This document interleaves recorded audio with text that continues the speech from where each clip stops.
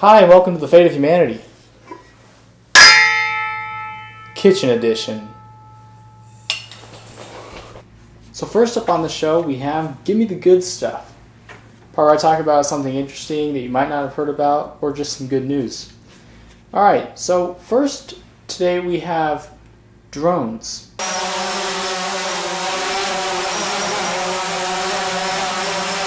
Launched by catapults in Ghana, the country in Africa.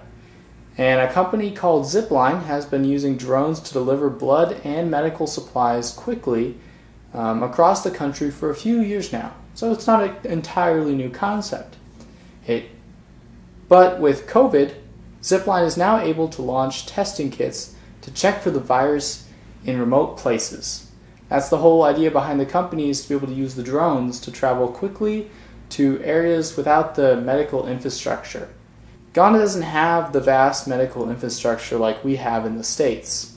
So fast-moving drones that are cheap and capable of flying to the remote areas with wide ranges is a great solution.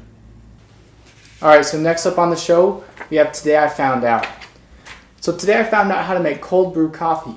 Now, I'm sure a lot of you have tried cold brew coffee at some point or another. It's been made popular by, hipsters. It's a very hipster kind of drink. And it's great because it takes a smooth flavor to what normally is kind of harsh about black coffee.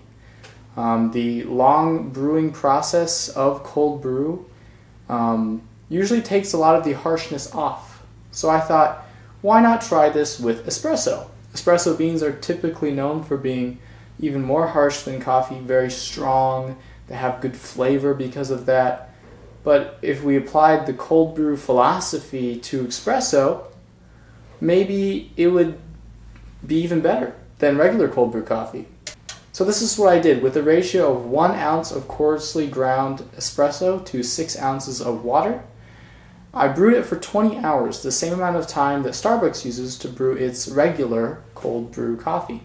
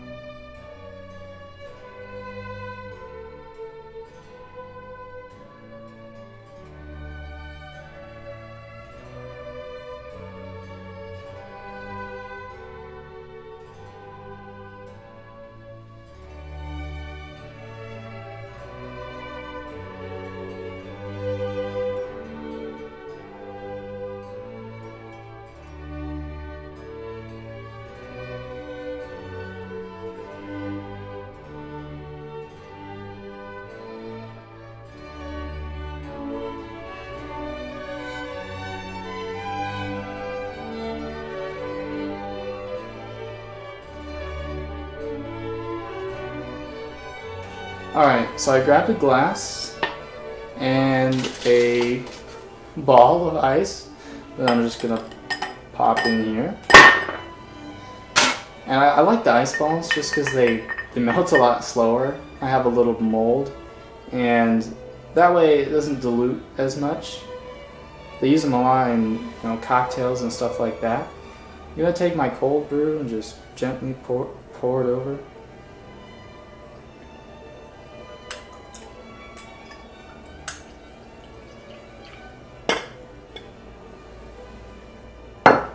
And then just for fun, I'll try it first, but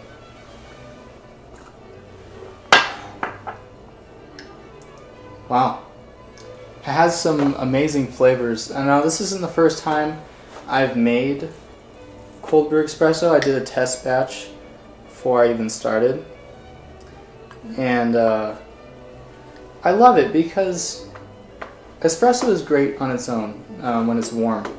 But sometimes, at lunchtime when you want to have the taste of coffee, but without the, the heat of normal hot espresso, the cold brew is great. It's like a great summertime beverage.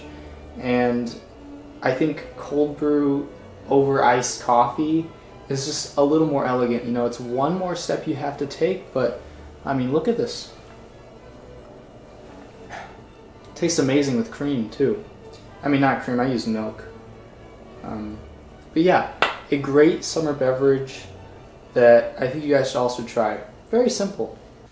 Alright, so next up we have Did That Really Happen? A recent or far in the past historical fact that really did happen. And this one's kind of crazy. So it's called the Dancing Plague of 1518. Very long time ago in a city in the Holy Roman Empire, back when the Roman Empire was still together. Citizens felt the uncontrollable urge to dance in the streets, non-stop. It all started when a woman began to twist and shake in the street, silently. She slowly was joined by more and more people, caused by a sort of mass hysteria that people thought they had a urge to follow her and also dance uncontrollably. A few weeks later, over 400 people were dancing in the streets, and the town even got a band to play music so that it didn't look so creepy when these people were dancing. All the non-stop dancing eventually took its toll on people, causing some of them to even drop from exhaustion because they were so tired they had been dancing non-stop. Now, I don't know about you guys, but to me this sounds like the worst kind of flash mob in history. It started out with no music, and it's non-stop, silently, while people are in the streets, twisting, shaking, contorting themselves, dancing. I think now it's more of just a case of mass hysteria. One woman did it and they thought that it was spreading more and more.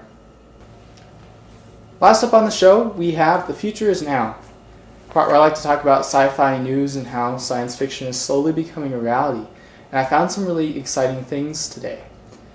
So for any SpaceX fans out there, the Starship SN prototype launch vehicle, which is the rocket that they are developing for going to Mars, just passed a pressurization test on April 27th.